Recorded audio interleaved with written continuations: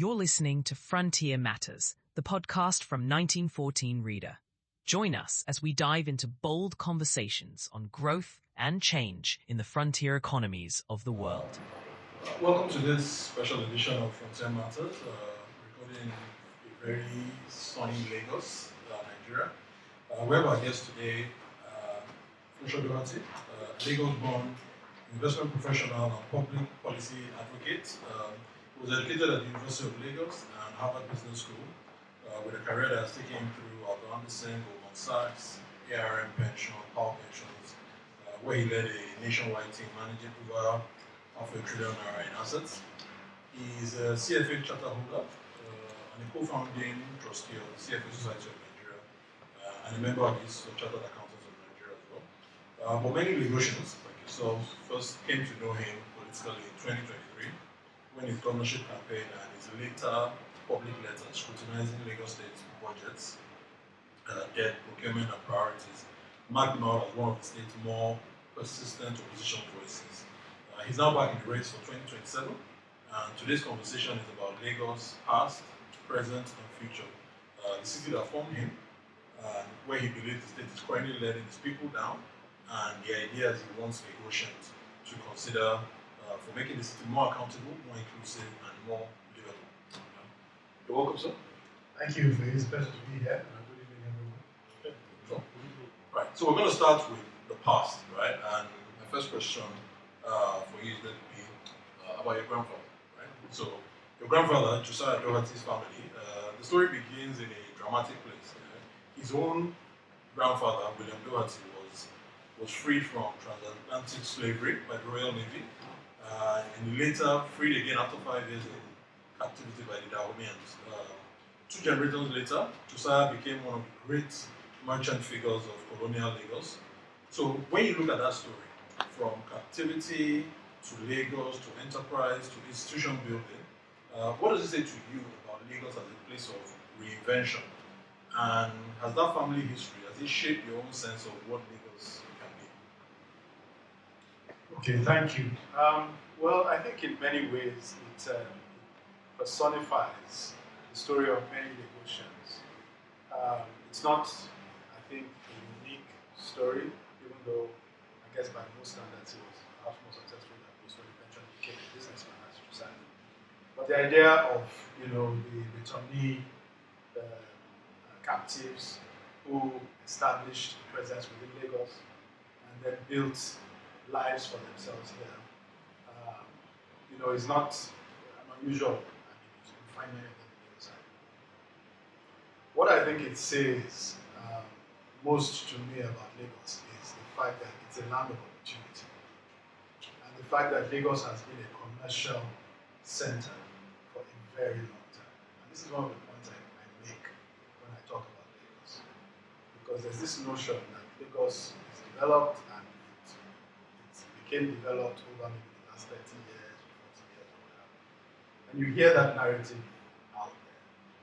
And the truth of the matter is that Lagos has been a commercial capital for centuries. From the time of the slave trade, started off as a fishing village, from the time of the slave trade, from the time of trading in palm oil after the slave trade, palm kernels, and so on. It has always been a center of commerce. And of course, finance goes with commerce. So it has also been and this is the other component of it, it has also been a center that attracts people from different places.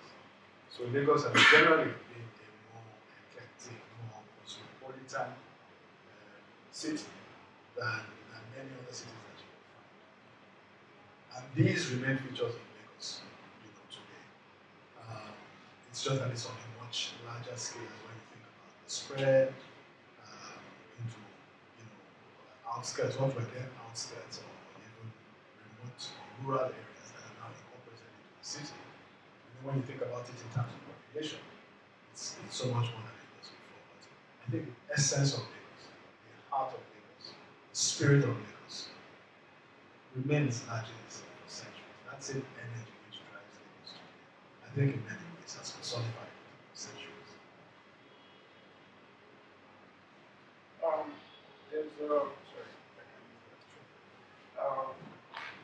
Do you think Lagos still has the power to reinvent itself today, or you feel, like you mentioned, the events of the last 80 years or so has fundamentally changed some things? I think every city can reinvent itself. I think that one of the points I make is that most of the residents of Lagos today do not know a Lagos other than the Lagos of the last 30 years, which is the current political administration. The median age of Nigeria generally is around 18 years or so. That tells you that, and so if you add maybe the 18 to 30-year-olds, maybe that's another half of that number. So two-thirds of the population actually probably knows nothing other than the last 30 years. Right? So they don't have the frame of reference that some of us who grew up, perhaps in the early 70s or what have about the city. But I think a city can always reinvent itself. It can always reinvent itself. And I think that it actually does not take. It's almost like if you're walking in the wrong direction, and if you keep walking in that direction, you get further and further off course, right? But the minute you turn around and start walking in the other direction and keep walking, at some point you will get back to where you want to be. So I think that with the right leadership, the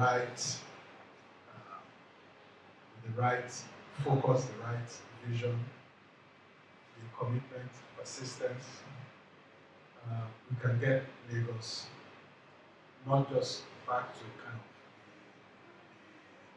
the era that many of us think of as almost the golden era now, but much further bring Lagos into the modern world, the way in which many people who live in Lagos have never experienced.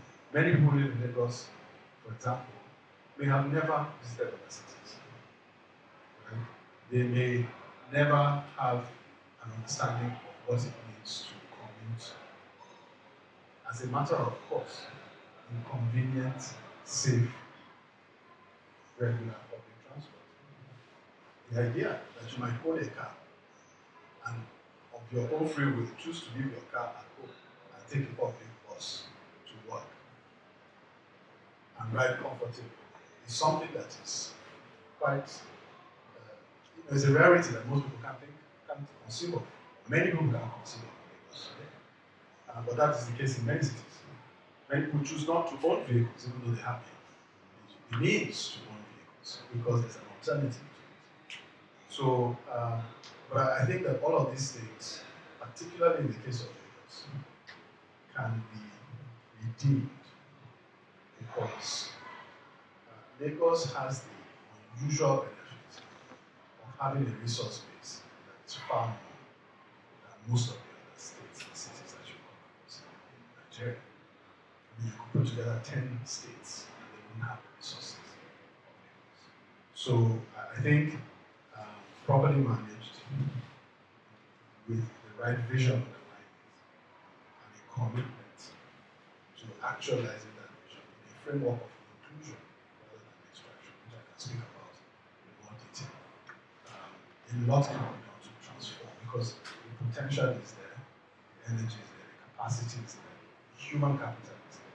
It's just bringing it all together. We're going to talk a lot about extraction, which is the theme of your.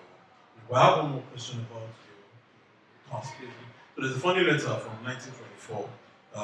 In it, your grandfather, which we talked about, Josiah, he wrote to one of his sons studying in England, advising him not to study economics because, in his view, the country was not ripe enough to reward that type of qualification. So he told him to study medicine instead, saying, and I'm quoting, lawyers were already too plentiful. Right? So your own father, Dr. Henry Doherty, was born in Lagos to Josiah and he became a medical doctor after studying in Glasgow. And a century later now, from 1924, Lagos desperately needs economics, finance, planning, management, all those kind of expertise. Do you think today Josiah would say Lagos is finally ripe for those skills, or or what kind of expertise do you think Lagos undervalues today that it could be used more of? So I think a complex city like Lagos, we use the term mega city, a city of the size, magnitude, and significance of Lagos, can use and needs, in fact, a vast array, talent to function effectively. I think that obviously the JH that you mentioned lived in a different sort of era. His own frame of reference was shaped by the environment in which he grew up. Right? So I don't think we can trust. I think we have to set that in the context in which he said it. But I would actually highlight, just in answer to your question, I would actually highlight the very highfalutin skills. I think that one of the areas that is very undervalued is the whole notion of technical education. Right? So not the education that goes on to produce lawyers. Those are all valuable, they're good, they're wonderful. Right? But education that, for example, can, with 6 or 7 years of secondary education, a basic first 3 years, and then a second technical 4 years, produce people of welders, like electricians, mechanics, who are very well trained, can immediately begin to earn a living, and can begin to fill the skills void that we have in a city like Lagos. And by the way, that does a couple of things. One is that it improves the attractiveness of Lagos to people who are coming to establish businesses. I mean, you hear the whole stories being told about people who are establishing refineries, saying they can't find people with technical skills and so on and so forth. That's where we are swimming in human capacity, right? But perhaps not sufficiently harnessed and trained. So I think the whole area of technical and vocational education is massive. And if you look at the proportion of traditional schools, that is, schools that are producing after a 7 year, 6 or 7 years secondary education, people who have a certificate of education and do not have technical qualification, have regular formal training, and might go on to be perhaps clerks or whatever it is, officers, and compare it to the number of schools that are technical schools that can produce these kinds of talent we're talking about. The technical schools are a very tiny fraction of the combined total. And I think that is a wrong mix for a city like Lagos. And that's what I would highlight. Yeah, I have a bit of a, I presume everybody can hear me.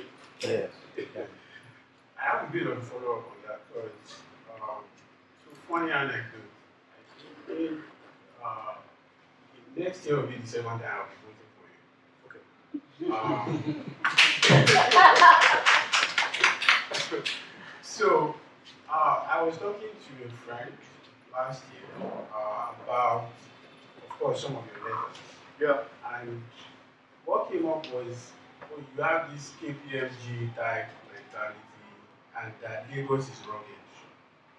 And of course, that it is Lagos can only be governed by the people who currently run it. Like that's the mentality. How do you think, in your opinion, we arrive at this sort of anti-intellectual status quo? And again, what is the right balance between the abstract and the practical in terms of governance? So I don't know how we arrived here. Remember, I'll bring it back to what I said about people. Many people haven't only seen what we've seen in the last 30 years, right? So the frame of reference is shaped by that. Most of the people they see who are in positions of. And by the way, I don't necessarily think it's maybe people they see politics, right? But often you will see, for example, even in the rough and tumble political fray, the people who, often you will see people who emerge as actually sitting in the government seat. They not have that political, ruffian. You see what I mean? So that is not the person that ends up being put in the government seat. You see what I mean? Even though it's the rough and tumble system that produces. And so in other words, you have to have that capacity within your political machinery. But that doesn't mean that the person who sits on the seat has to be.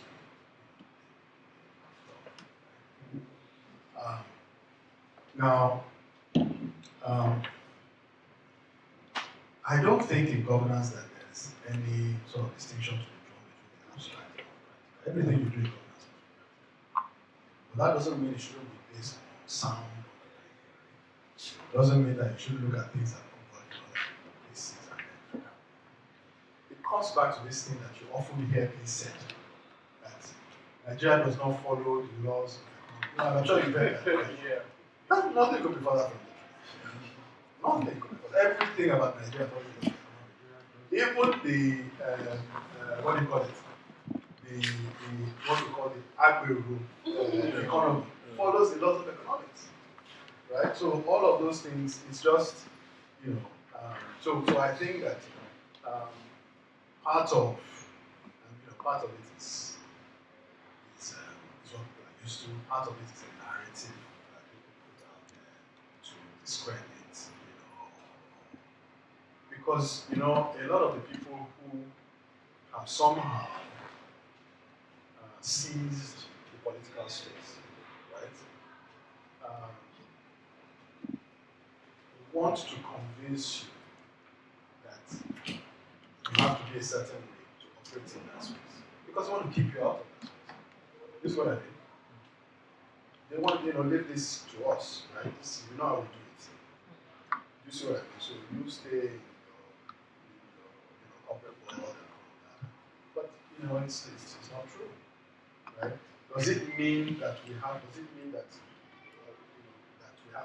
engage with the political system as it stands today? Yes, and that's what we do. Does it mean that in your political structure and political machinery you must have all different kinds of people? Yes. Does it mean that when you go to the election and you go to the polls, at each local government and at each ward, you must have people who can stand up to the other side? Yes. But does it mean that you have to be sort of thuggish or anti-intellectual in your attitude? No, it doesn't mean that. If you look at many of the leaders that we look at in the past, right, they were practical, but they were also great intellectuals. Awolowo was a great intellectual, just reading one of his books. But in terms of governance and what the Western region produced, many people still look at it today as a model. Right? The same thing with the Jacon. These are people who were intelligent, intellectual, but still practical. And things that they did then, if you have somebody doing them today, right, you may say that they are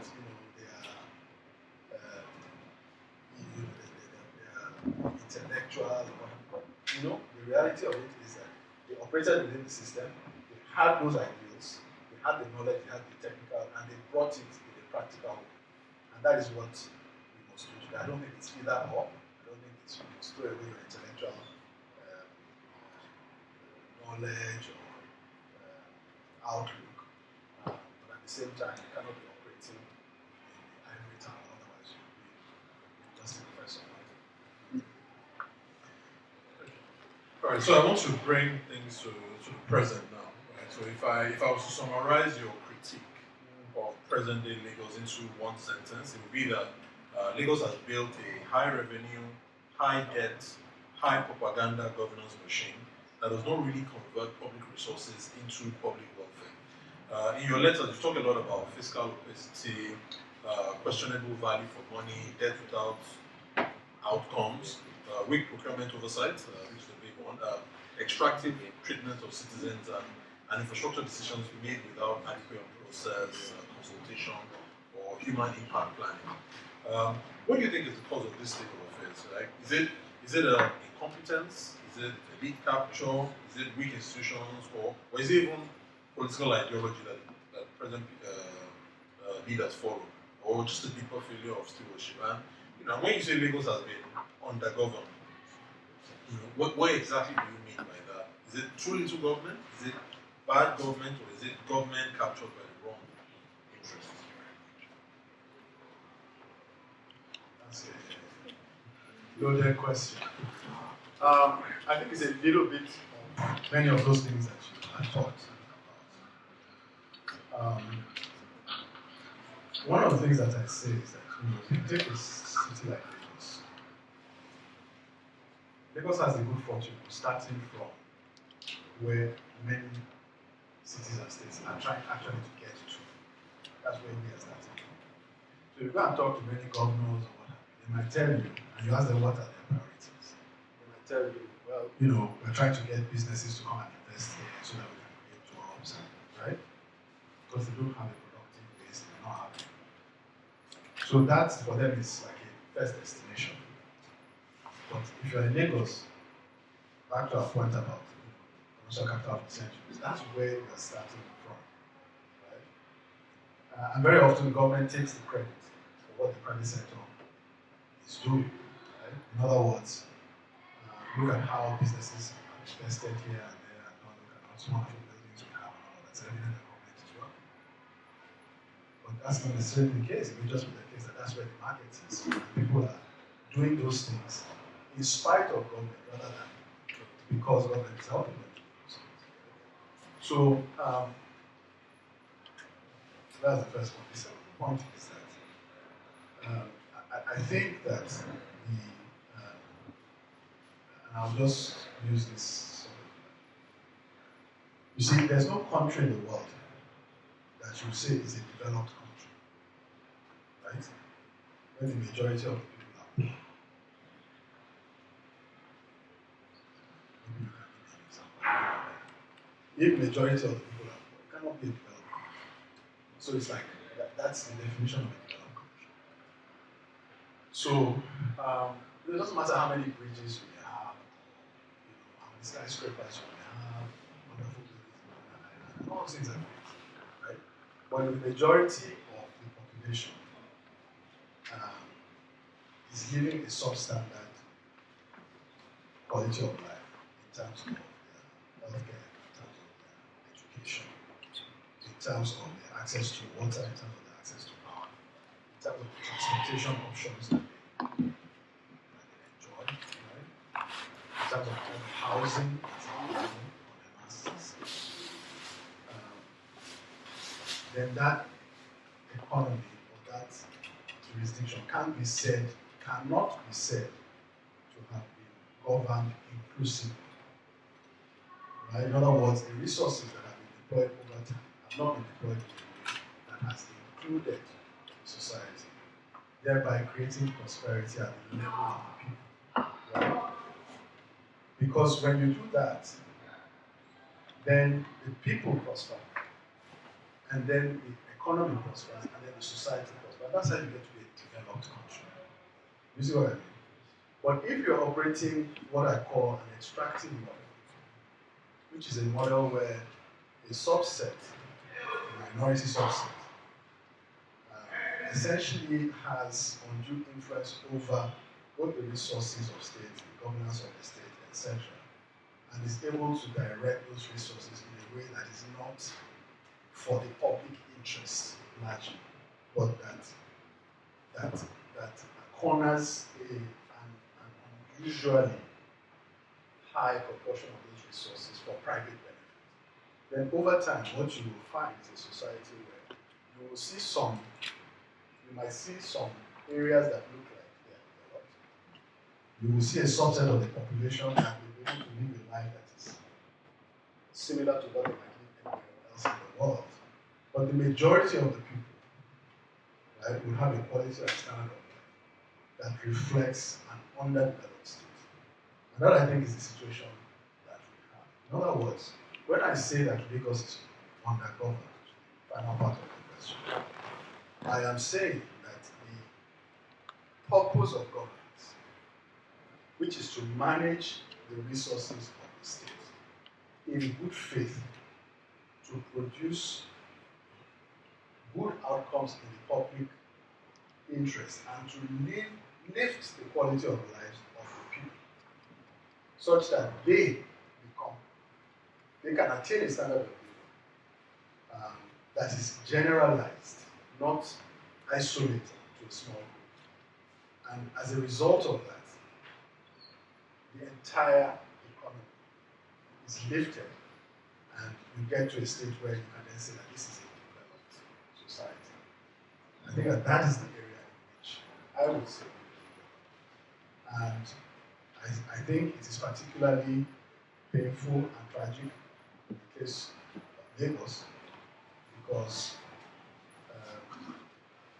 we have the building blocks, we have the resources, we just have not managed them effectively.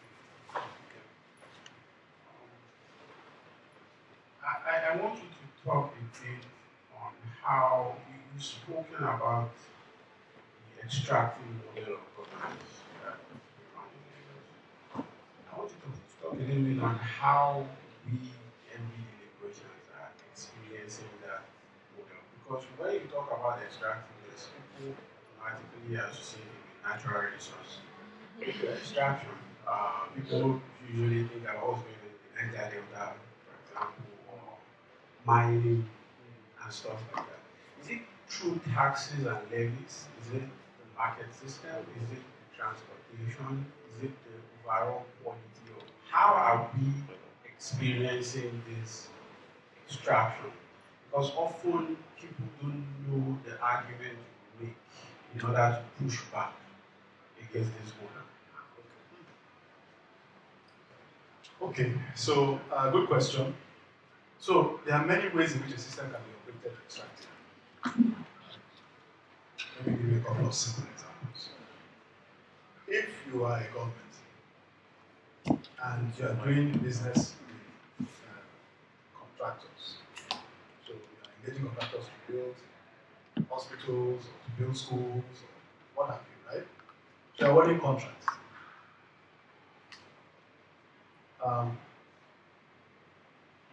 There are many ways in which that can be an extractive process if it's not well governed. First of all, you may be doing business with contractors who are affiliated to the government, right? You may be doing contracts that where due process is not followed in their award of it. In other words, was there a competitive bidding? Is it open? And so on. So those things that you do to get value for money, right? So if a contract is awarded for £1 billion, but it was done through a process that does not follow due process, you may find that actually that contract could easily be done for 300 million, for example, right? Which means then that 700 million, which ought to be in the public purse, available to buy drugs in hospitals, available to buy books in schools, somehow has found its way into the coffers of the private entity that is doing business. You see what I mean? That 700 million has been extracted from the system. You see what I mean? One of the things I do is, from time to time, I teach courses on it because much of my career was spent in investment. One of the things I do when I have those classes, I ask them, and it's usually young people. I ask them, I said, look, because we study different economies and how governance affects them. One question I ask is, when you get to talk about government efficiency and so on, I said, I just put the question to them, I said, look, our government today, if that government awards a £1 billion contract, in your opinion, it's like an unscientific quote, but I do it pretty much for everything. in your opinion, what do you think if you were running your own company and you are going to award that contract to a contractor who is doing business? How much do you think you would award that contract for? And I'm sure I could put that question to this audience here this evening and get an answer. Yeah, Go ahead. Let's do it. Government is awarding a contract. They award it for £1 billion. Now, in comparison, you are running your own company and you want to award the same contract for the same service. How much do you think you could get that contract? Just your own sense.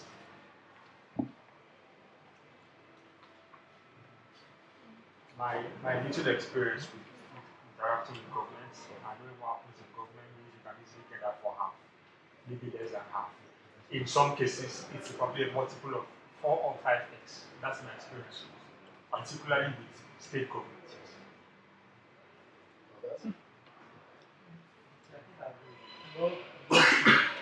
I would be surprised if it was only 2x. It's probably 4 or 5x. Is that the condition? Any radically different view? In fact, if it was 2x, I would jubilate. Yes. Radically that's different. actually very realistic. For the quality of work Another like for the quality of work that will actually be done, yes, Yeah. I'm going to get it for Yeah. more than times 3. So you've never looked at a government contract that was awarded and said, oh wow, that was like really good value for Like, money. Like, oh, that was cheap. It's $1 billion. I can't recall any of such. Not Yeah. yet. So, I mean, this is something I do all the time. And on average, it's around this 300 to 500 million. Yes. And people are not just, it's not just that people hate their government this is based on its work. So, that is extraction also, right? Then, there's also other forms of extraction, right? So, if just the one that people see every day, right? So, you see these little buses, right? On the streets every day. Downfalls. Right? And you can see that what is ostensibly union dues that are being collected from them on the streets, cash from the drivers, right? And you get various estimates of what the total amount of that thing every day is, and nobody really knows, right? But it's a lot of money when you add it all, right? Now, ultimately, that money is coming from somewhere. Where is it coming from? Pocket of the passengers, right? Yes. But at the end of the day, it's like a tax, right? And does that tax go? Where does that tax go? Does it go into the public coffers so that services can be provided? Typically, those systems operate in a pyramidal way.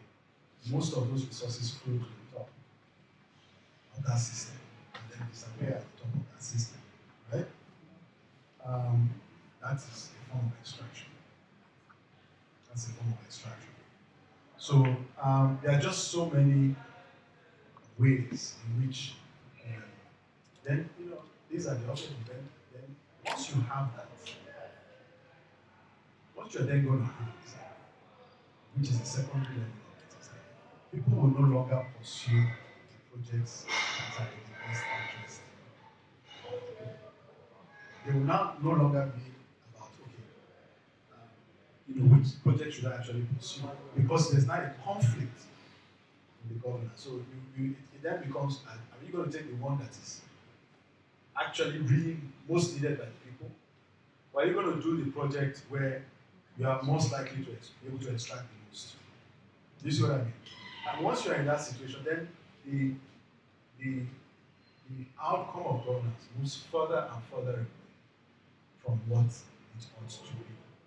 And if you have a good government, what they might try to do is to try and minimize that and ensure that the people are reasonably how do you put it? People don't get too rested, right? While they're extracting stuff. But these are just examples. There's just so many examples of how governments can extract rather than inclusive. And inclusive is just saying, how do we do the greatest good for the greatest number and ensure that we're deploying resources not in the private interest, but in public interest. And that will tell you whether you should be building schools, whether you should be building hospitals. It will even tell you whether you should even not be building hospitals, whether you should be buying drugs into the hospitals that you already have. But if you're interested in the contracts for building hospitals, you will continue building hospitals, whereas there are no drugs in the hospitals that you already have. Or doctors. Or doctors. Your 2023 procurement letter, I think that was probably your most famous letter. It became famous because of the relatable examples in it. So there were vehicles, there were perfumes, there were charter planes, and other items that citizens could sort of immediately understand. Right? But the larger point in the letter was not just that, oh, look at these strange items. I think the point you were making really was value for money, conflict of interest, and whether public expenditure is being disciplined by public interest. Now, so that makes me wonder. What do you think? Why do you think small-looking items like perfumes or furniture can sometimes provoke more public anger than much larger billion-naira infrastructure projects? Yeah, so that's a good question. I think the person who can best answer that question is maybe a behavioral psychologist, right? Because it's about psychology, right?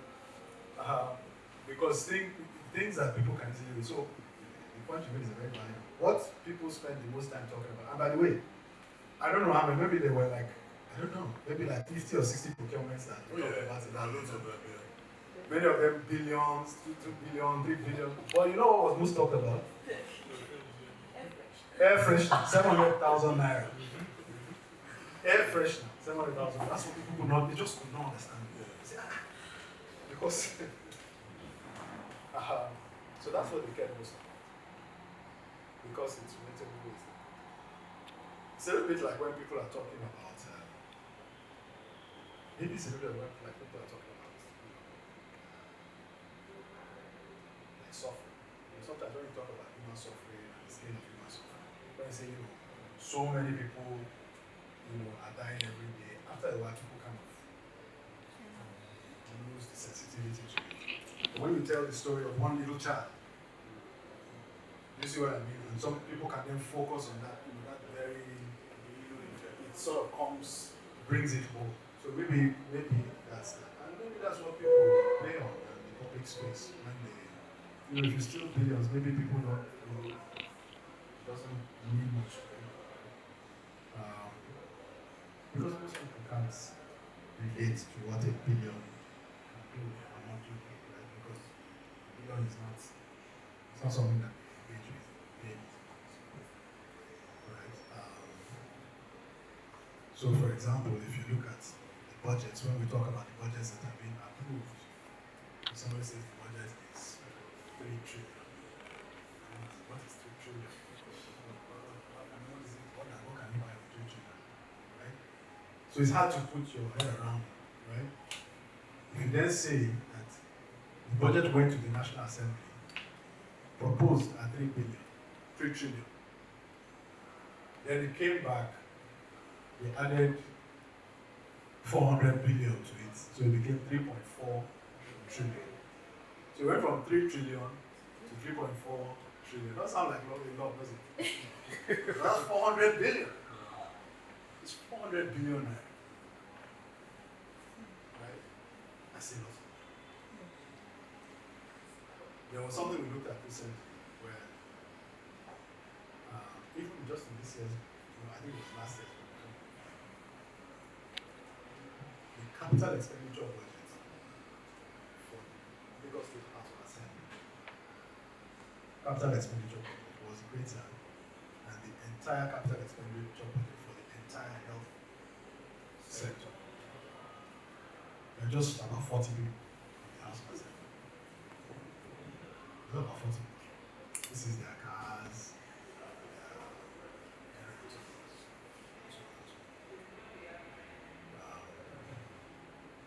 So,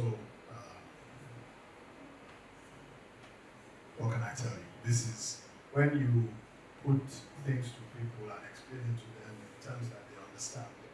Then, and that's why that letter, I don't know how many views it done. I think it was like almost 9 million views or something like that, which nothing I've ever written has ever come close before or since, right?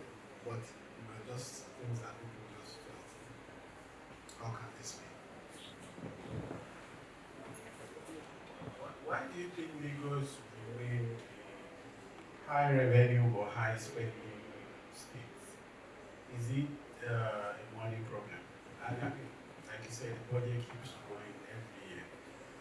And at the same time, Lagos IGR has become something of a folklore nationwide. Like it's always the standard by which every other federating unit is supposed to live by. Yeah. So is it fundamentally a money problem? No, it's not. It's not. It's not as if the state has too much money. The state has a lot of money, but money is never too much. Some markets are like that. So there's a lot to do to bring us into the first world, right? So there's a lot to do, even with the resources that we have. It is still a Herculean governance task with the resources that we have to take us to where we want to go, even if you had the right intentions. But if you have the wrong intentions and you're operating in bad faith, then it becomes almost an impossibility to actually get there, right? And so it's not that we have too much resources or what have you. Now, in the point you made about IGR, this is interesting, and my own perspective on it is that the whole notion of IGR is presented as a report card. IGR, for those that may not know, actually is internally generated revenue, which means money that the state generates internally, separate from the allocations that it gets from the federal government. Most states get more money from the federal government than they generate internally. Lagos is the reverse. Lagos gets more of its money internally and receives the minority from, again, given its successful commercial status, which very often, like I say, is in spite of government. So this is held up as a report card to say, look, we're doing so wonderful in terms of governance. Look at how much internally generated revenues we produce.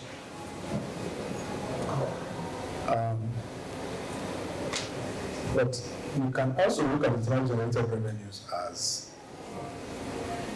rather than looking at it as like a prize or something that is to be celebrated in and of itself. It's not bad. It's good. If you're not collecting taxes and you're now collecting taxes, that's good. I mean, but it is good only in the sense that that is a starting point. It represents what you have taken from the people. You understand? So you work, maybe you're in a salary job, you pay your pay taxes, that becomes part of internally generated revenues. You took it from the people. So if you are clapping for internal generation, you are clapping for the amount of money that you have taken from the people. Okay? What you should be assessing government on is, what have you done with the resources that you took from the people? And in fact, the more you take from the people, the more we should ask of you, what have you done with what you've taken from the people? So as you come and say, IGR has gone like this, then my expectations too should go like that. Right? Mm-hmm. And if there's a disconnect between those two things, that's how I assess you. The man says, look, I've done my best, and you know that he's done his best. Because they don't have the commercial base, they don't have, maybe they are landlocked, they don't have a port, they don't have a lot of the things that we have here. So they don't have the business base. But they collect taxes that they can. and then they manage it well, and then they get the best from those resources. That person has done a better job of governance than the person whose natural endowments enabled it to raise a lot of internally generated revenues, which it mismanaged and produced limited outcomes from. I hope that point is clear. What that point is a bit of a subtle point, but it's very relevant in this case. So when we think about internally generated revenues, our question should always be: yes, internal revenue generated revenues have gone up. What have we gotten in return for the money that government has taken from us? Do we have water? Do we have power?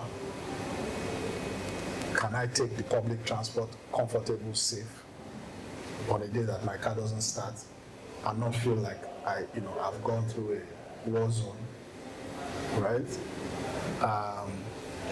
Or if I don't have a vehicle, can I even operate in the city without a vehicle? Right? If I don't have the means, or if I have the means to buy a vehicle, do I have a choice not to buy one? What healthcare options do people enjoy? What is the quality of their public education? What proportion of kids who go to public schools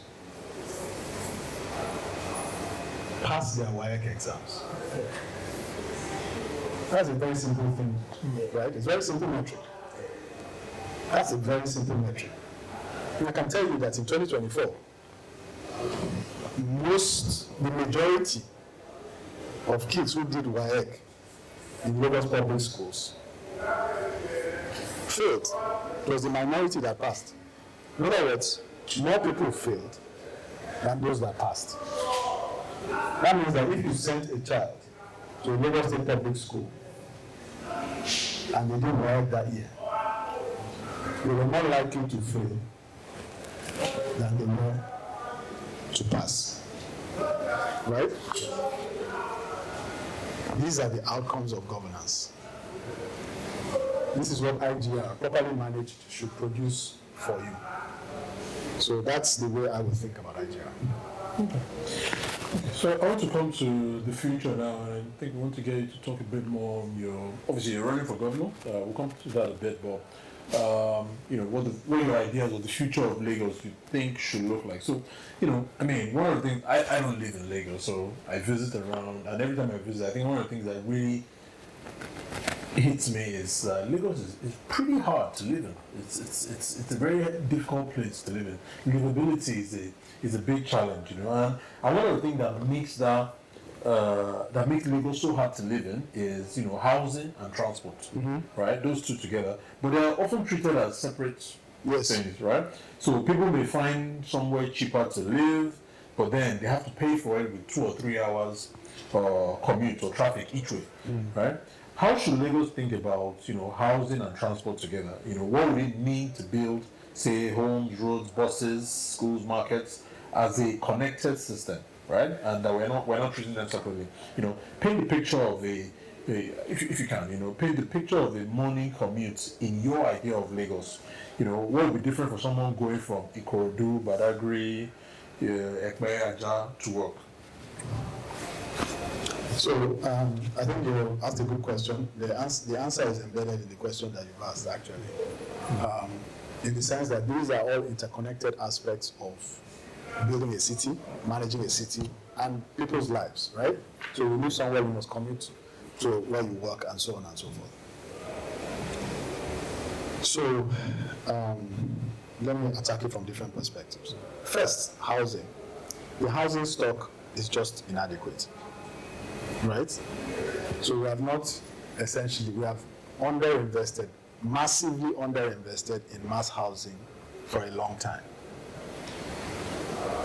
And there are many reasons for that, including land allocation priorities and so on. Is land being allocated for mass housing, or is it allocated for middle class estates? Right? And then what has government done to say as a priority it is my priority to ensure that the housing stock is increased substantially. Mass housing now, not big duplexes and so on that people will buy for 200 million naira. Mass housing.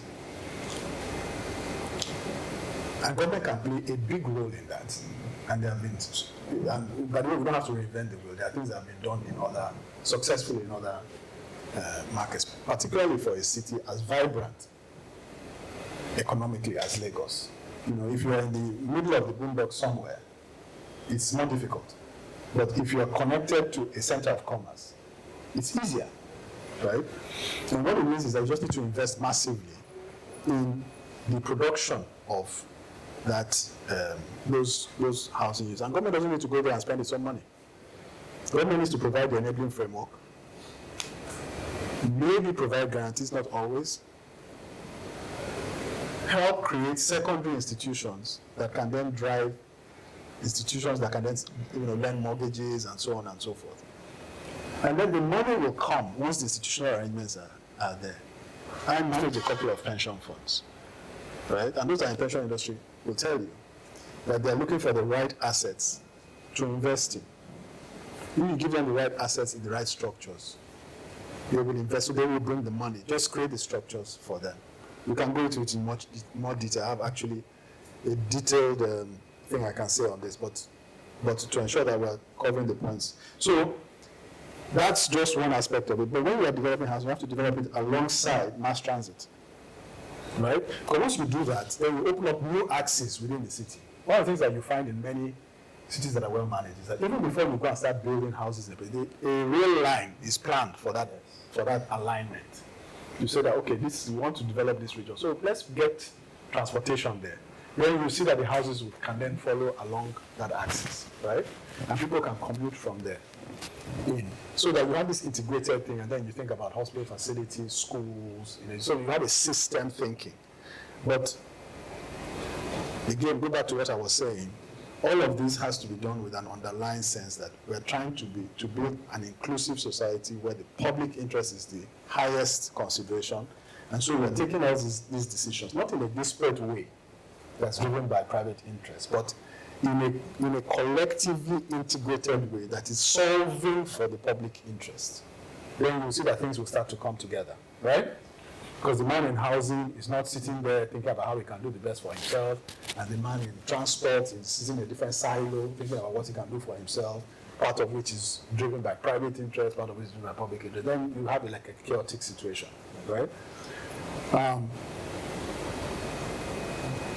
I tell a story of when for a brief period I lived, when I went to graduate school and lived for 2 or 3 years after graduate school. I lived in Boston in the United States. And I worked in downtown in the city. And Boston in many ways is like Lagos, right? Because it's on the water, like Lagos is on the water. It has a financial center and all of that. Within my office, people came by different forms of transport, depending on where you live. So there are people who came by train, there are people who came by boat, there are people who drove, there are people who took buses. All of us ended up in the same office.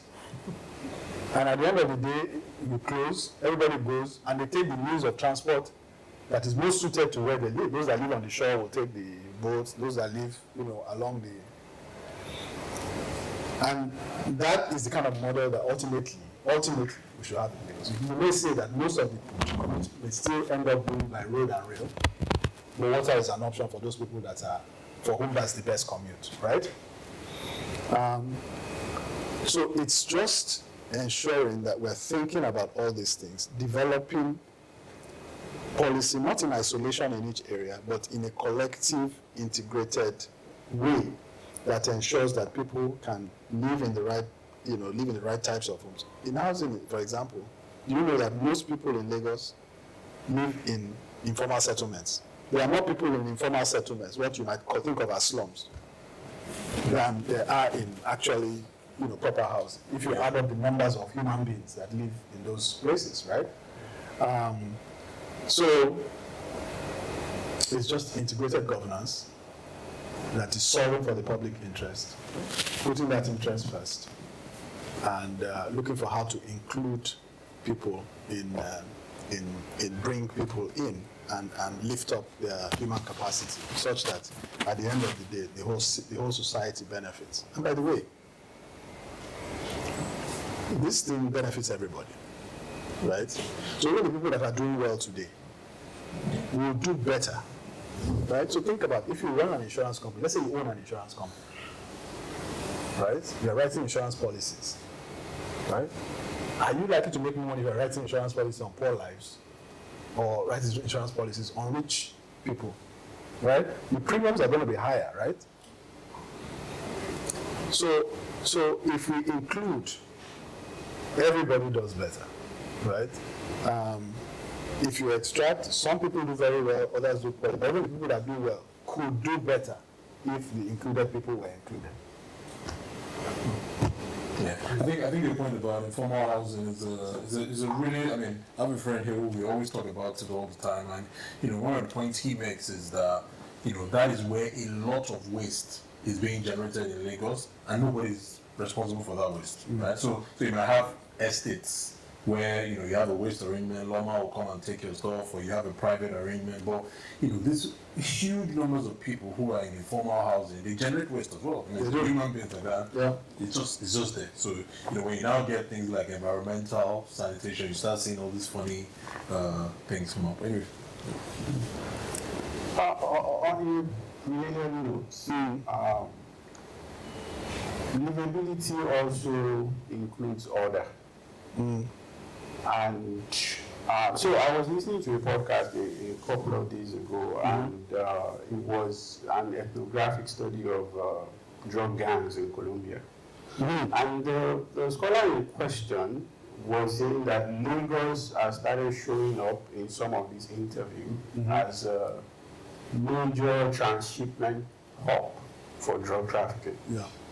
And that worries me quite a bit. And on the other hand, we have the pretense of order in Lagos, where people are regularly harassed, either by task force or people who are trying to extort. So I guess my overall point is, how do you bring order to a place like Lagos in the real sense without tyranny, essentially?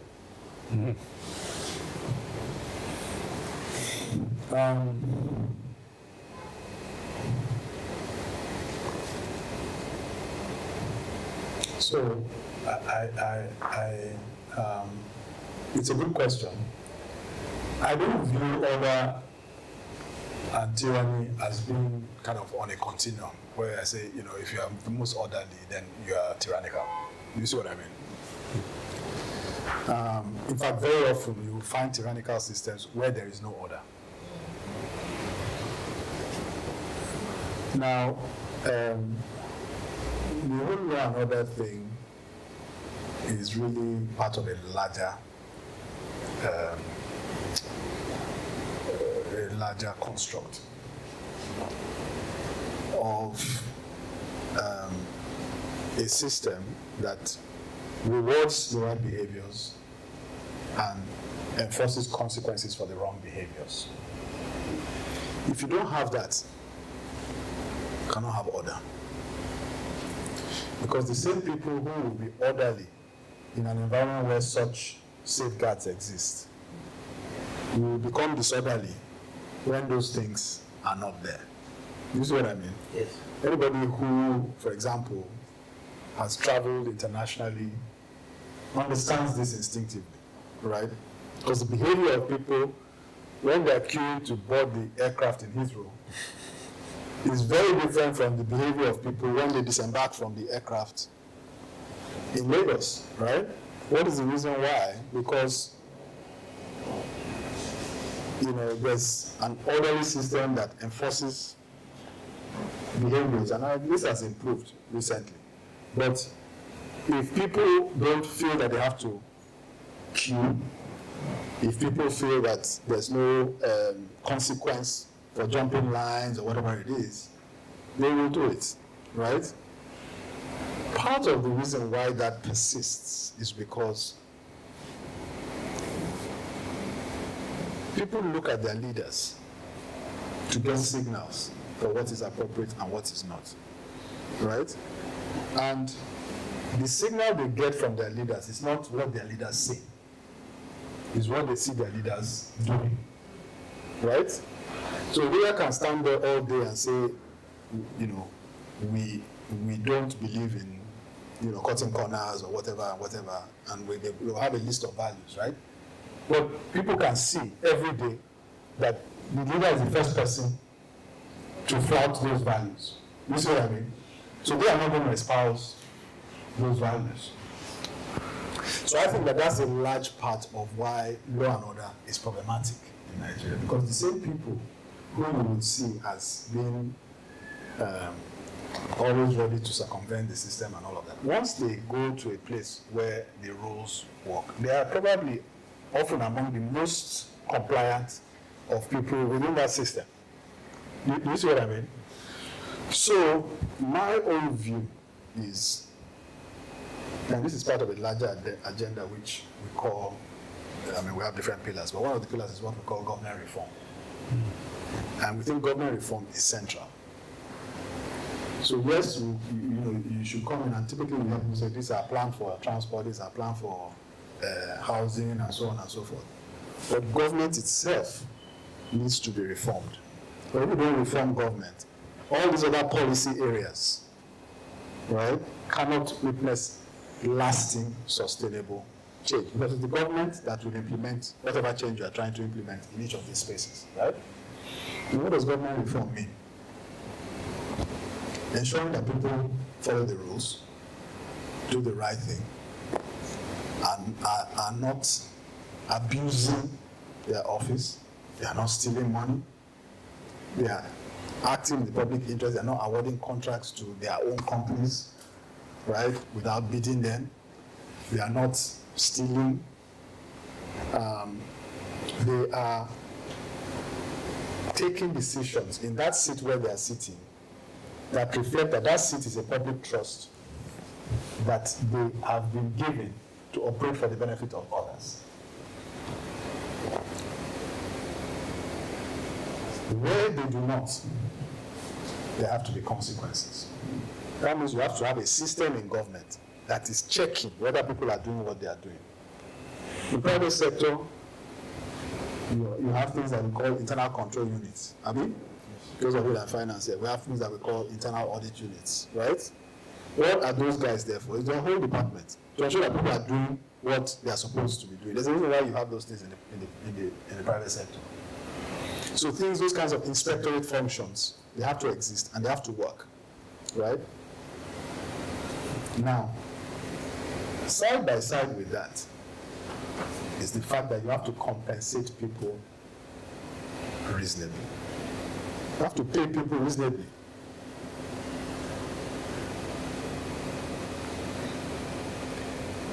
Does anybody know what the salary of a permanent secretary in Lagos State is? Official, I can't. No, the salary is official now. Salary. I'm not sort of visualized because my parents are all Yeah. All of us here may work in the private sector, right? Yeah. You may be surprised to find that there could be entry-level positions in the private sector where the compensation attached to those positions is more than what you will find in directors and maybe even PAMSECs. They are official salaries. Yeah.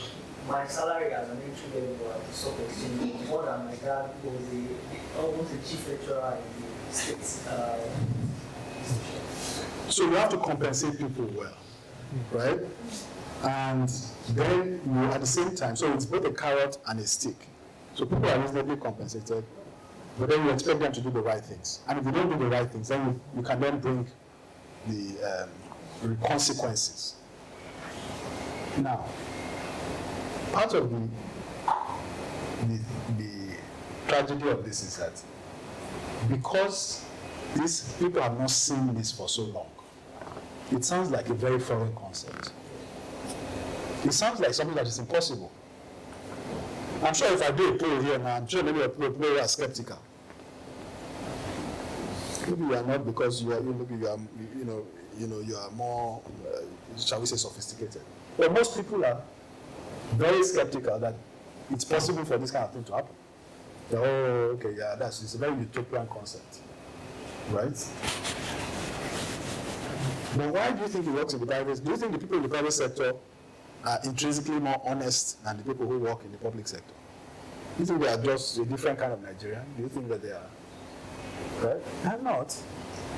But they are in a system where they can't get away with that stuff.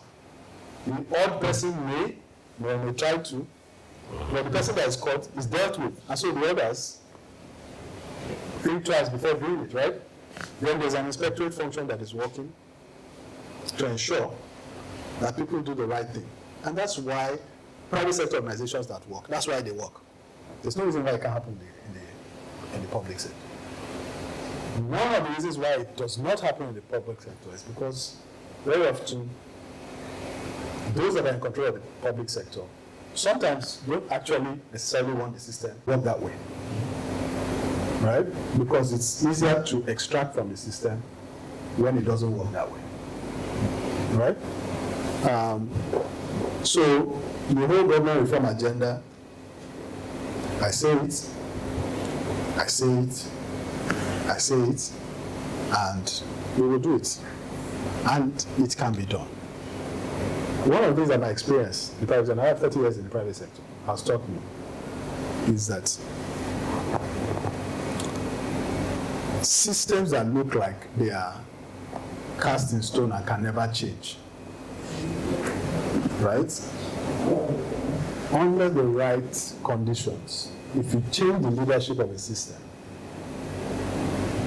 that's been a particular way for 30 years, and you have the right capacity, the right intentions in the leadership, within 5 years you may not recognize that system. Why? Because there are three kinds of people in any system. There are what I would call the early adopters or compliant. So if you come into a place, you're a new leader in a place, you have an agenda. There will be some people that will align with your agenda very quickly. Right? There's another group of people that they will never align with your agenda. You could be there for the next 10, 20 years, they are not going to align. So your job is to identify who those people are, give them enough time to show themselves so that you can help ease them out of the system to another system that they may feel comfortable with, right? Then there's a group of people in between. And by the way, that group in between is the majority of people. Those ones, they will go with whatever system is in operation. Do you see what I mean? If the leader, this is the system that we are operating today, they'll be here. If another leader comes tomorrow and says, this is the system that we are operating, a corrupt system, they will move there. Do you see what I mean? Yes. They are, whatever you say we should do, we will align ourselves. Do you see what I mean? Mm-hmm.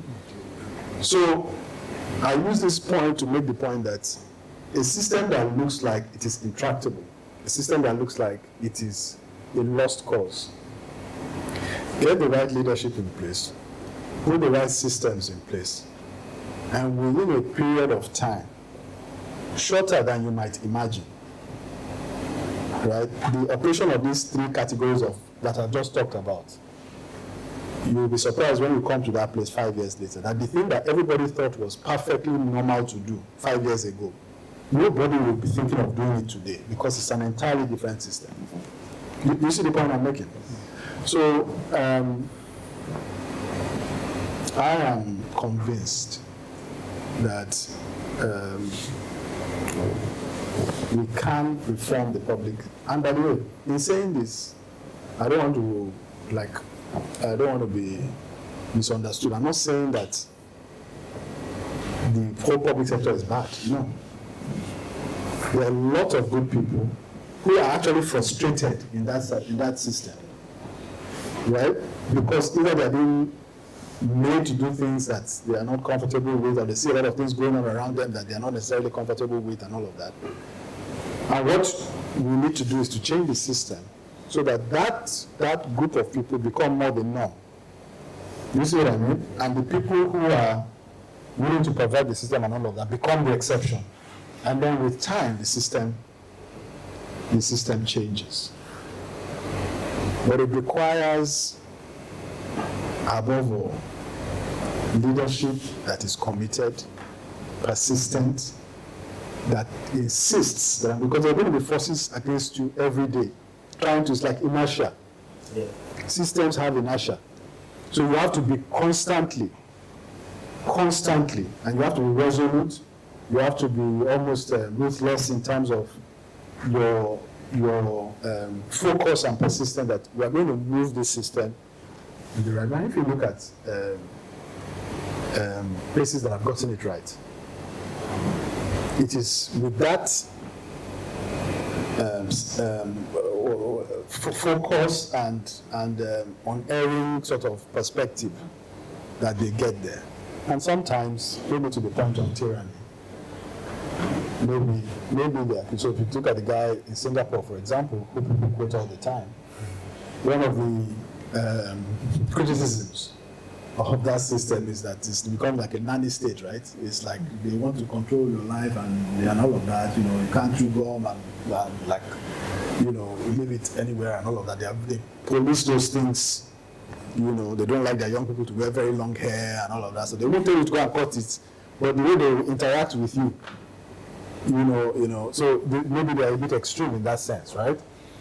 And we don't want the loss of those freedoms, but the point is that unless you have a strong, resolute focus on ensuring that we're going to change the system from a system where doing the right thing is the exception to a system where doing the right thing is the norm and doing the wrong thing is the exception. Once you have that mindset, you're on the right path. Okay, so we have a hard stop at 8, and I want to leave some time for a couple of questions. So we're going to close with a political question, right? And I know this word is on everyone's mind here, so there's no need to pretend, right? So in 2023, you ran on the ADC platform, right? And then you moved to PDP in 2024, and then you returned to the ADC, right, this year. And now you have joined the NDC, right, after divisions in the opposition coalition. Now, some of this might be understood as the search for a viable opposition platform, which is fair enough. And others will see it as party hopping, basically, right? And ask whether, you know, does the vehicle matter more than the principle? And so basically, I think the main question is, you know, what is the constant principle behind these moves from ADC to PDP to ADC to NDC, you know, and why should Lagosians see this as coalition building in pursuit of good governance rather than just political opportunism, right, in search of a ticket? Okay. Well, thank you for that question. You see, if you had asked me that question maybe a year ago, right, I think it would have been a more difficult question to answer. Okay. Because anybody who's been lived through the Nigeria we've lived through and has paid any attention politically, right, will see that we are in a very sort of unusual political environment. Anytime I have conversation, I frequently do with politicians who have been long in the system. And just last week I was talking to an 83-year-old politician. You will not know she's 83, by the way. She's still active politician. She's a leader in Shomolu. You know what they call leader in politics? She's an apex leader. She has seen there's almost no like political situation that she's not. She said this one, I've not seen it. She said she has not seen this one. And if you ask many of them, they will tell you that. So when you see, and then you ask me, when you look at this, am I the exception in terms of this moving that you are talking about? Am I the exception? So when you look at opposition politicians, am I the exception? Are most people not like me? I'm even in my own. There are only 3 parties involved, though. There are only 3 parties involved. There are some, 5, 6, right? And what's the reason why? Why would that? Is it? Why each time you move, it is stressful. It costs money. Yes, you carry many of your relationships, but you lose some, you build some, you have to start rebuilding some. Political relationships, I mean. So nobody just gets up and say, I'm going to go. Nobody just gets up and says, I'm going to go. Sometimes, yes, some people might feel that, okay, my chances are better here and there. Those are the isolated. But when you see mass movement, just know that there's something about the system that is causing that to happen. So just to take my own trajectory. The only move that I would say was like autonomous. I thought about it and I thought this is a move I should make, not imposed in a way on me by the system. It was the first move that I made from ADC to PDP. And that was because, and by the way, ADC then is not the ADC of today. It was before all this coalition, so it was a minor party in the way in which we think of minor and major parties. So the point was that we went through an election in 2023. We saw the impact of going on a minor party versus going on a major party. And because we were insistent, all these things I've talked to you about, we said I'm very passionate about them. From day one, right, when I made the decision that I'm going to come into public service, I never came and said, maybe I can be rep, maybe I can be senator, maybe I can. I was very clear about what I wanted. I've never changed it one day because I know the seat in which I can make the kind of change that I want to make. And so, seeing the entire experience in 2023, we said, okay, it's important to have a platform, right, that has the structure, that has the scale, that kind of, because people even want to believe that the platform we are on has a chance of succeeding. They love you, which I think they loved us in 2023, but many people thought that, yes, but this platform probably cannot deliver, right, because it doesn't have the structure. So that's what led us to the PDP. But once we were in there, the conflict was an intractable conflict, and most of that conflict was externally. So people look and say, people can't even solve your problem, you're fighting among yourself, and you want to come and govern, and blah, blah, blah. Are we? That battle was not a battle of internal conflict. That battle was a battle of external infiltration and external, yes, there might be an internal disagreement. But you basically had somebody who was in government, working for the opposing government, who was in here too, and was, essentially fueling an agenda of destabilization, and then had influence within the larger system to enforce things and influence, and then legal and all of that. So that became an intractable battle, which, by the way, I was one of the last people to leave the PDP.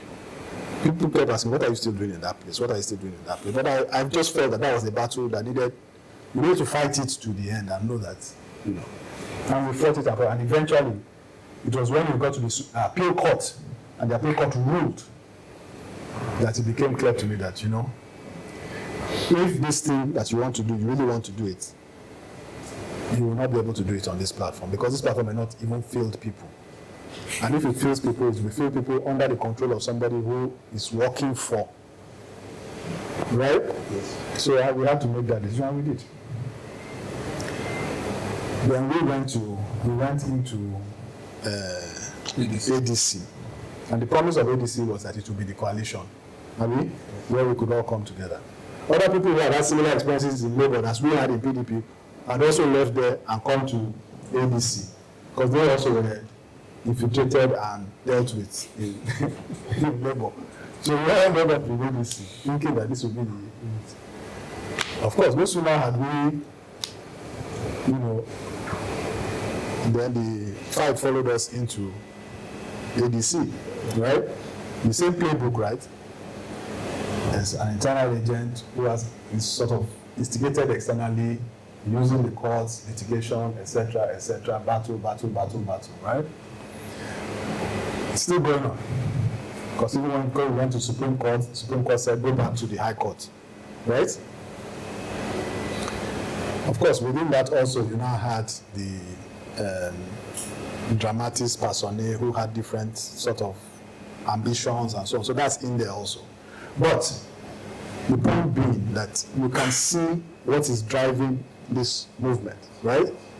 If, for example, that first choice I made of going to PDP was not beset with those external battles, and I could have carried on, why would I not stay there?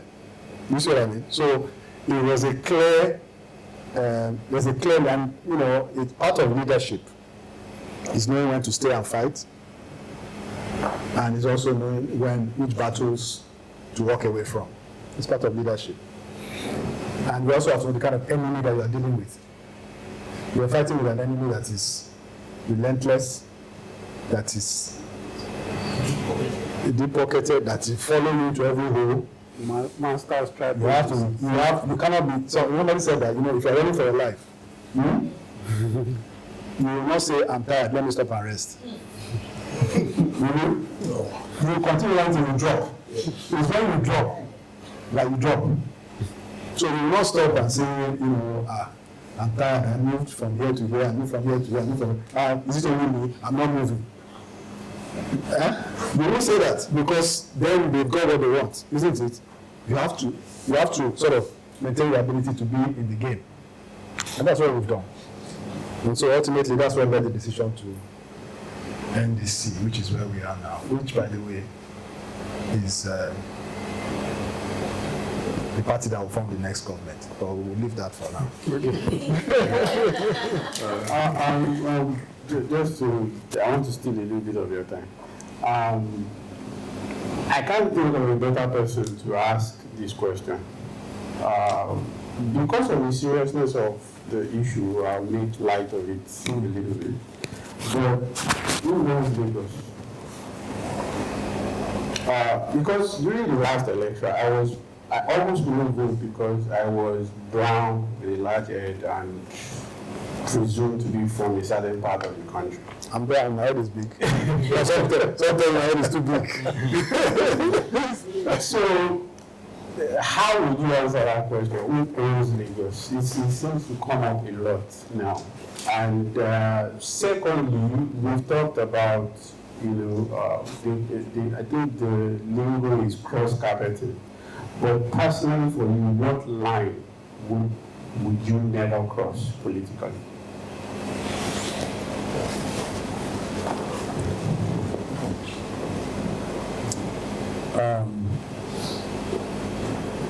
Who owns Lagos? You see, that question is a question that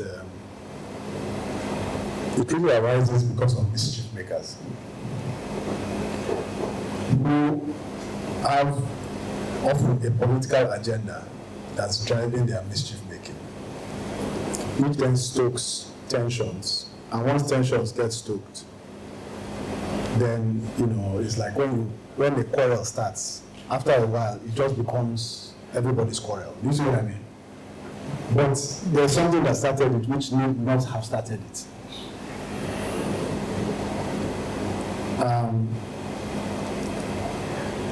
What is clear is that Lagos today is made up of many different people living together, isn't it? Yeah. That was also the case, by the way, 100 years ago, maybe 150 years ago, right? Now, having said that, and we all have constitutional rights and all of that that come with being citizens of Nigeria, resident in any part of the country. Those are constitutional rights. You understand? Now, having said that, it must also be recognized that there are certain people who are indigenous to a place, and they must be accorded that recognition of the fact that they're indigenous to a place. Because that's important to them too. You see what I mean? Yeah. Now, if you give everybody what is their due, right, there will not be problem. Right? I'm sure the people who are residents today, who came from other places, are not, or will not, in all reasonableness, insist that they are the original indigenes of this place. They cannot. You see what I mean?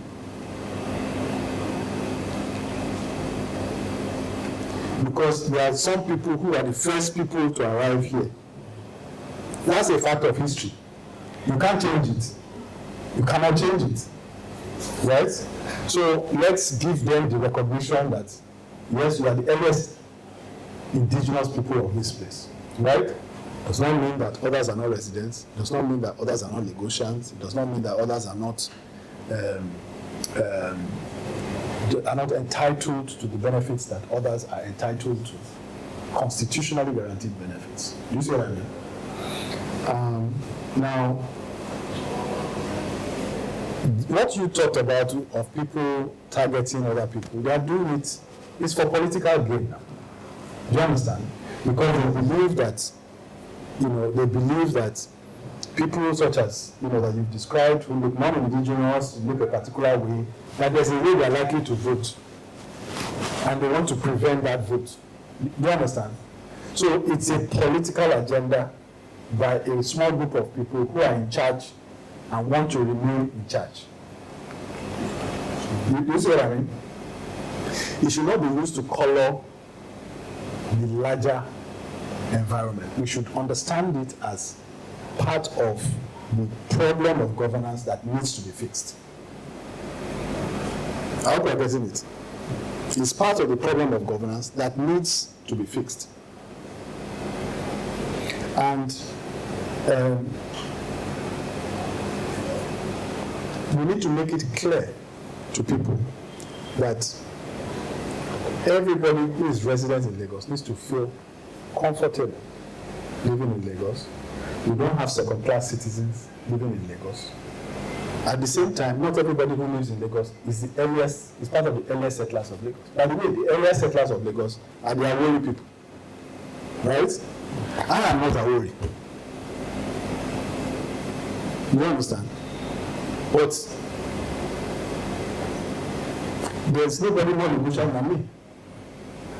You see what I mean? Because when we talk about the Lagosians, if you want to start moving, you talk about the Awori, you talk about the Nupe people, you talk about the Saros, you talk about the Agudas, who are the people who returnees from Brazil and so on, right? The Saros are not Awori, they're not the original first settlers, right? So the indigenous people must be given their recognition. We will give them the recognition as the first indigenous people. All residents must get the benefit of the fact that they are within this community. We all have rights. We are all contributing to this community. We are all paying taxes in this community. We are valued, and Lagos must be governed for the benefit of everybody. And no group must be marginalized. No group must be made to feel, because Lagos, again, has always been this cosmopolitan city that has been a home for people from different backgrounds, right? But again, in saying that, we must recognize that there are some people who are the earliest indigenous settlers, and we must give them We must give them the recognition that it's, and if we all look like human interactions everywhere in the world, what causes humans to live well together? It's mutual respect, isn't it? We just treat each other with mutual respect. Have we? Yeah. Let me not denigrate your humanity, you don't denigrate mine. Let's accord one another the right respect, right? You know, what I am does not take away from what you are does not take away from what I am. These are the things. And I think that, again, if we take away the political element, in other words, people trying to stoke this for political gain, right? If we strip that away, and by the grace of God, as we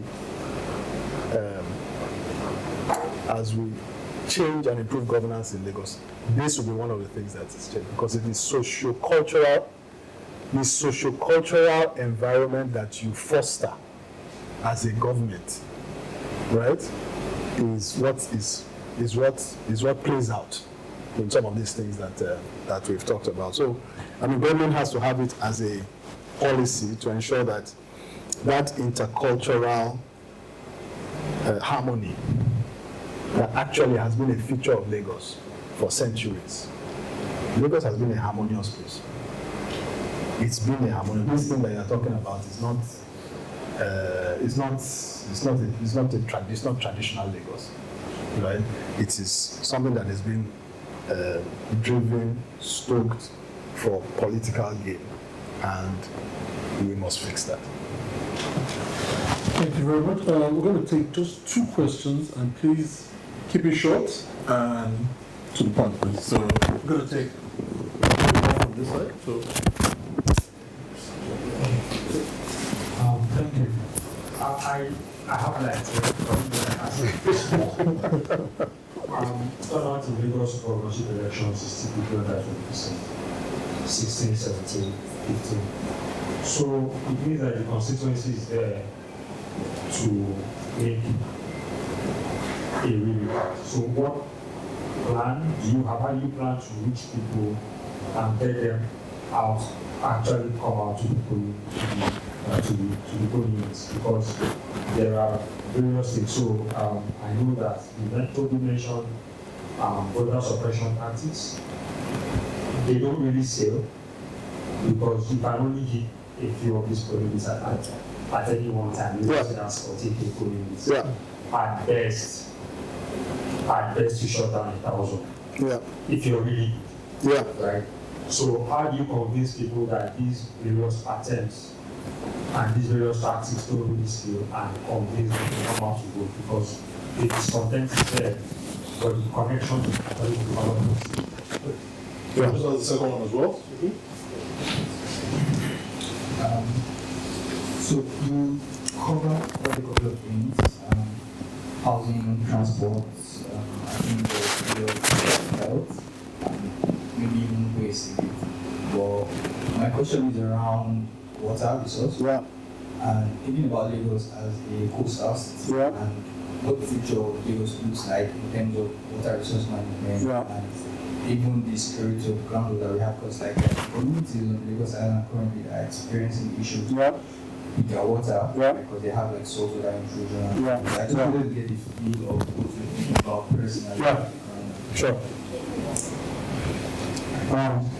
Okay, so with respect to the voter turnout, you are absolutely correct that our voter figures here, turnout, is about the lowest in the federation, or amongst the lowest certainly. We have about 7+ million registered voters in Lagos.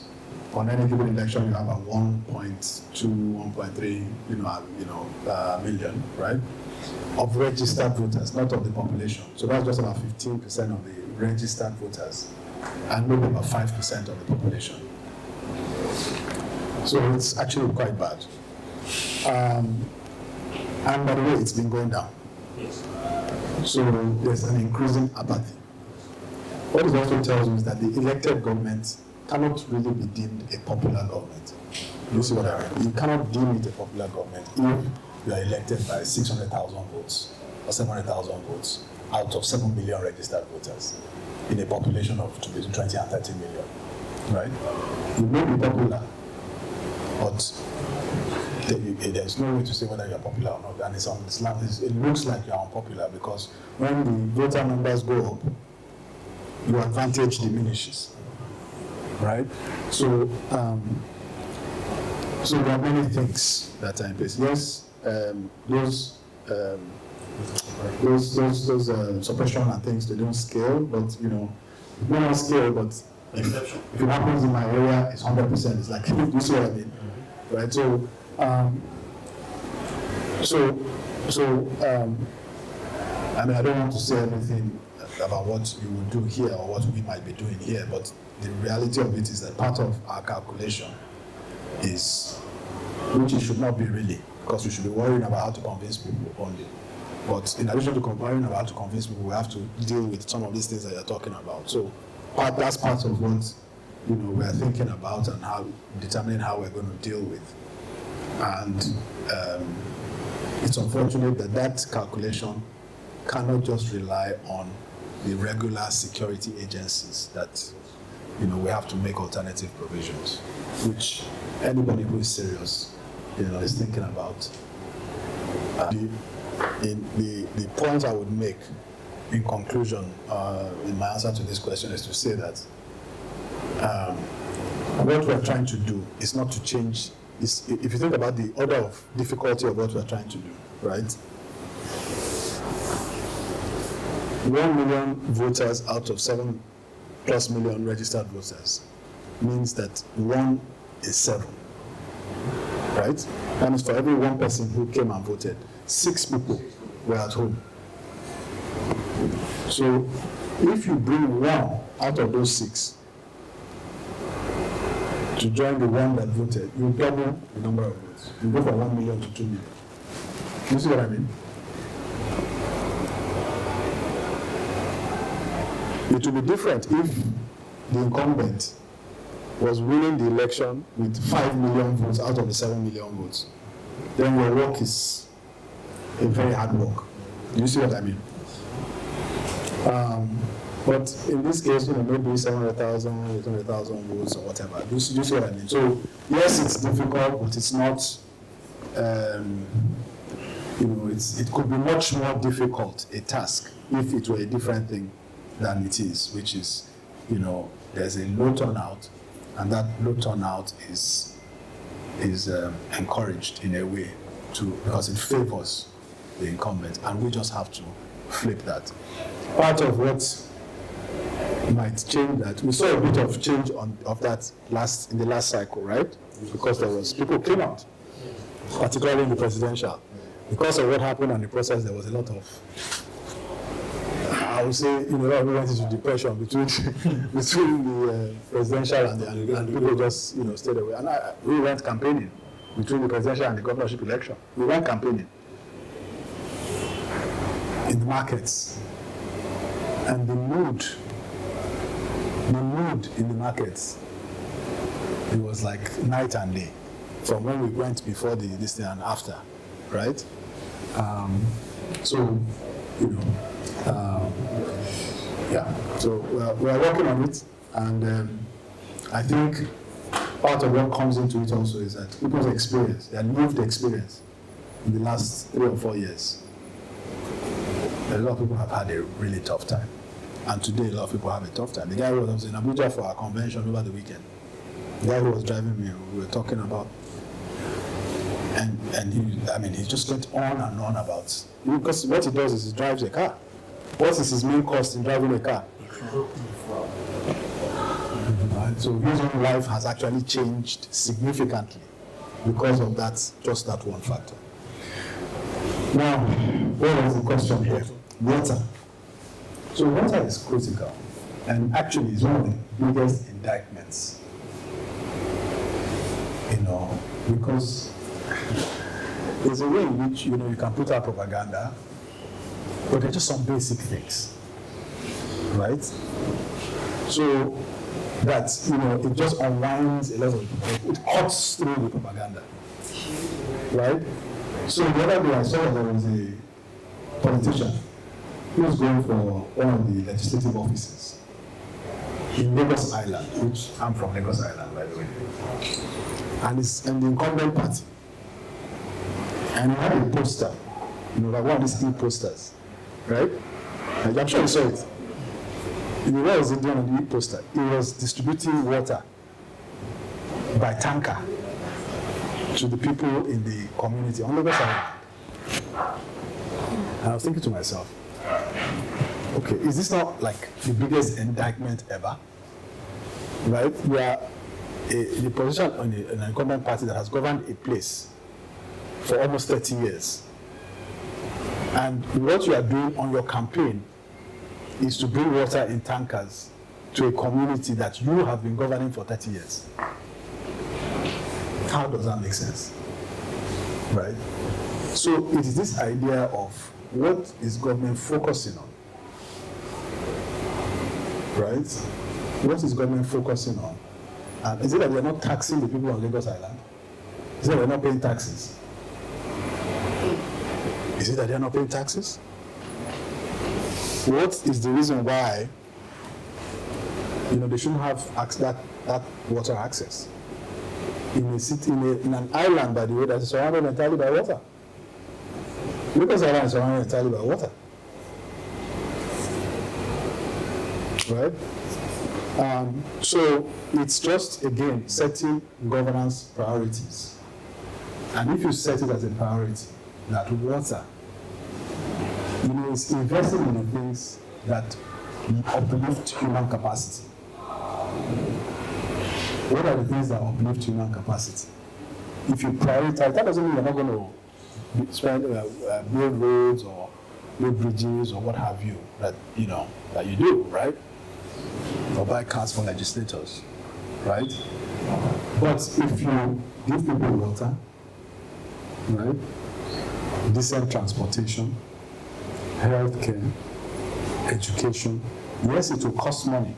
It means more of your budget must move to those things, right? So Lagos State's budget for healthcare is about 7 or 8%, right? Within that 7 or 8% is capital expenditure. So if you move capital expenditure from that 7 or 8%, what is left for salaries of doctors, salaries of nurses, drugs, bandages, dressings, all those things that you need for people to get healthcare when they go to a facility. You see what I mean? So it's an allocation problem, right? And part of the problem is that government has not sufficiently prioritized the delivery of water as a public good to the people. And most people are buying water through private sector arrangements. Isn't it? They are buying pure water. It's a private sector arrangement now. Yeah. Somebody is doing the water, is bagging it, and people are buying it. Right? And you can extend this. So there are many areas in which government has decided as a policy it is going to sort of abdicate some of those things and allow the private sector to do it. Sometimes the private sector does it well, sometimes they don't. It's like some of these buses that are privatized. Right? Do they have enough buses? Are they prioritizing all the routes? Are they only doing the things that will allow them to make profit? These are all the things that you need to think. There are certain areas where you just have to recognize that this is a public good. I must provide it for the city to work. Yes, it may end up being a cost to government, right? But that's what government is for. Government is not a private. One of the things a problem that I have, right, is that in a lot of ways, a private sector business approach is taken to the running of government, which it should not necessarily be. So it's about focusing on it. There's a way in which you have to do it that is like a short term and then a long term, right? Long term, you might say you want to provide pipe-borne water, actually, because by that long term, you've moved most people into formal settlements away from informal settlements. You've built sufficient mass housing. And as you're building mass housing, you are making provision for pipe-borne water and so on. So that's the long-term solution. But in the short term, while you may be doing some of that, you are ensuring that there's, at a minimum, nearby communal access to water in every community. You see what I mean? And then you can then, that's sort of the milestone on the way to the goal of providing pipe-borne water across a city like Lagos. One of the points I make is that, again, one of the things that Lagos has going for it is that, in a way, it's you may look at it as one of the disadvantages of Lagos, but in a way, it's also from a governance perspective, not a disadvantage, in the sense that we have a small landmass. You see what I mean? So even the provision of facilities, you're providing them within a manageable, right? So imagine the person who's governing Niger State, right? With communities scattered all over Niger State. You see what I mean? Massive distances between various communities, sparsely, and thinking about providing facilities. But if you take a city like Lagos, right? If you put across Lagos 10 centers of excellence for tertiary healthcare, you probably cover the entire state. The entire state.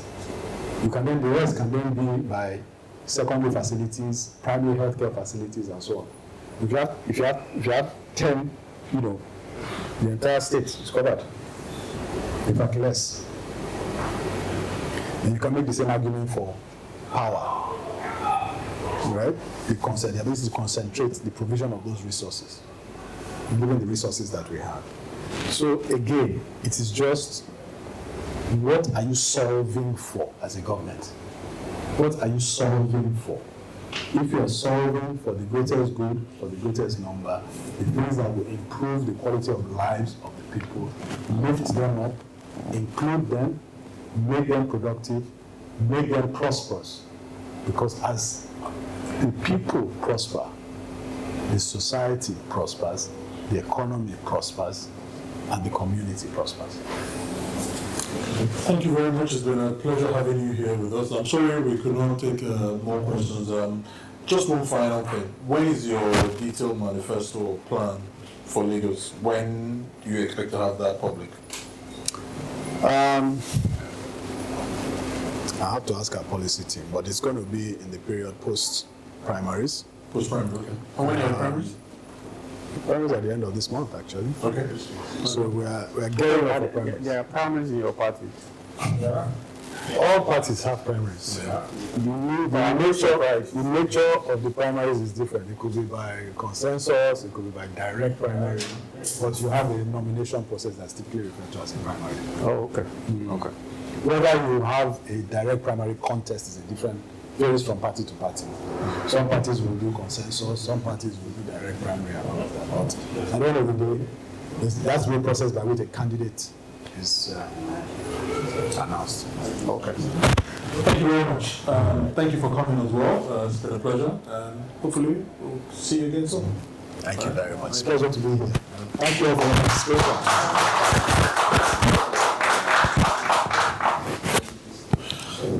Thank you, sir. So let's make that call now. What line?